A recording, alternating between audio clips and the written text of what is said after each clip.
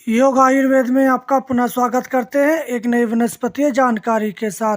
आज हम बात करेंगे एक ऐसी वनस्पति के बारे में जिसका उपयोग जख्म, घाव, पुराने से पुराना हटीला बुखार, मिर्गी इत्यादि को दूर करने के लिए इस वनस्पति का यूज किया जाता है। तो सबसे पहले आप इस वनस्पति के बारे में जान लें जो आपके घर के अगल बगल देखने को मिल जाती है। इस वनस्पति को हम हाथी सुंडी, हस्ती सुंडी, हाथी सुंडी, सूर्य सुंडी और इसका बॉटनिकल नाम हेलोट्रोपियम इंडिकम है। इसको पहचानना बहुत ही आसान होता है। करीब ये 1.5 मीटर तक की ऊंचाई का हो सकता है और इसके पत्ते खुदरे रंग के होते हैं, थोड़े से इसमें रोए से होते हैं और इसमें से गंध आती है। इसके पत्ते आमने सामने लगे होते हैं। इसमें डालियाँ बहुत सी होती हैं और इसका डंठल हाथ के अंगूठे से मोटा होता है। इस डालियों के सिरों पर सफ़ेद फूलों के गुच्छे लगे होते हैं और हर गुच्छे में धतूरे के समान इसमें से गंध आती है। इसका जायका थोड़ा सा कड़वा होता है। इसके फूलों की मंजरी बिल्कुल हाथी की सूंड के समान दिखती है, इसलिए इसको हस्ती सुंडी के नाम से जाना जाता है। आयुर्वेदिक मतानुसार ये वनस्पति कड़वी, संकोचक और हटीले, पुराने से पुराने या क्रॉनिक फीवर को दूर करने के लिए इसका यूज कर सकते हैं। पुराने जख्म, फोड़ा फुंसी के हो या चोट लगने को हो जो काफ़ी सूज जाते हैं और बहुत दिक्कत करते हैं, भरने का नाम नहीं लेते, तो आप ऐसे में इनकी पत्तियों को तोड़कर और उसका पेस्ट बनाकर आप जख्म पर बांध देते हैं तो जख्म आपके बहुत जल्दी भर जाते हैं। आँखों की पलकें सूज जाती हैं, आँखें लाल हो जाती हैं या आइस फ्लू जैसी समस्या हो जाती है, तो इसकी सूजन को उतारने के लिए आप इसके पत्तों का पीसकर और आँखों पर बांध देते हैं और ऊपर से कोई कपड़ा बांध देते हैं, तो 1-2 घंटे में ही आपकी आँखों की जो पलकों की सूजन है, आँखों का लालामीपन है, वो दूर होता है। गले की गांठें दूर करने के लिए इस वनस्पति का रस और अरंडी का तेल मिलाकर लगाया जाता है। टॉन्सिलिंग की सूजन दूर करने के लिए इसका काढ़ा बनाकर कुल्ला किया जाता है। इसका काढ़ा भी आप पिला सकते हैं। बुखार दूर करने के लिए आप इसके पत्तों का भी सेवन कर सकते हैं। इसकी जड़ का उपयोग बिच्छू और सर्प के विष को उतारने के लिए भी काम में लाया जाता है। इसको पत्तों का रस अरंडी के तेल में मिलाकर लगाने से बिच्छू का विष की वेदना कम हो जाती है।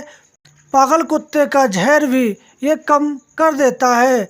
इसके पत्तों की लुगदी सिद्ध कर ले और उस तेल को आप गलत या जो बहुत ही बुरा कुष्ठ है या कोढ़ है उस पर आप इस तेल का प्रयोग करते हैं तो उसमें आपको लाभ देखने को मिलता है।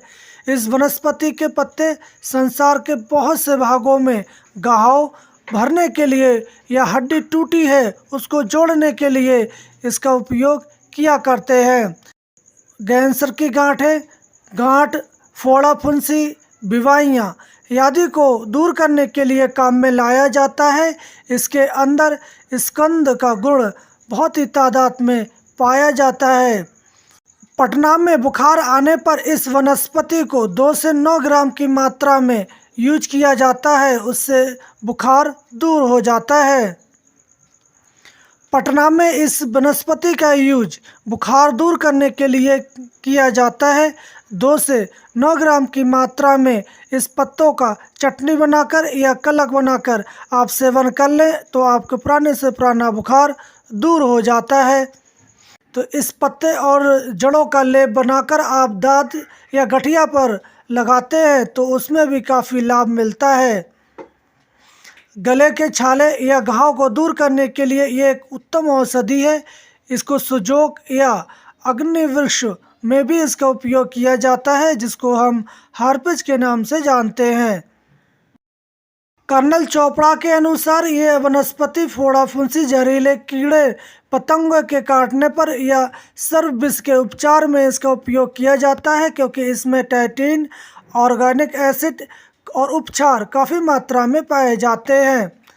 आप इस हाथी सुंडी का उपयोग 1 ग्राम से लेकर 3 ग्राम की मात्रा में आप कर सकते हैं। हाथी सुंडी का प्रयोग मिर्गी के दौरे में भी किया जाता है। मिर्गी में इस हाथी सुंडी की जड़ को पीसकर सुबह और शाम करीब 3 ग्राम की मात्रा में खिलाया जाता है और इसी की जड़ में 2 काली मिर्च मिलाकर नाक में टपकाया जाता है। इसके प्रयोग करने से आपकी मिर्गी हमेशा हमेशा के लिए चली जाती है। और इस हाथी सुंडी का प्रयोग आप ज़्यादा मात्रा में ना करें क्योंकि ये गर्म तासीर की होती है। और जिन महिलाओं को मासिक धर्म रक्तस्राव अधिक होता है वो भी इस वनस्पति का प्रयोग ना करें। गर्भवती महिलाओं का इसका यूज ना करें, नहीं तो गर्भपात हो सकता है। स्तनपान करवा रही महिलाओं को भी इस हाथी सुंडी का प्रयोग नहीं करना चाहिए। और हाथी सुंडी का प्रयोग जो गर्म तासीर के लोग हैं उनको भी नहीं करना चाहिए। तो इस प्रकार आप हाथी सुंडी का प्रयोग किसी विशेष बीमारी में करना चाहते हैं तो अपने नज़दीकी डॉक्टर या वैद्य के अनुसार कर सकते हैं। और हम कल फिर मिलेंगे एक ऐसी ही जानकारी के साथ। तब तक के लिए आप स्वस्थ रहें और मस्त रहें। जय हिंद।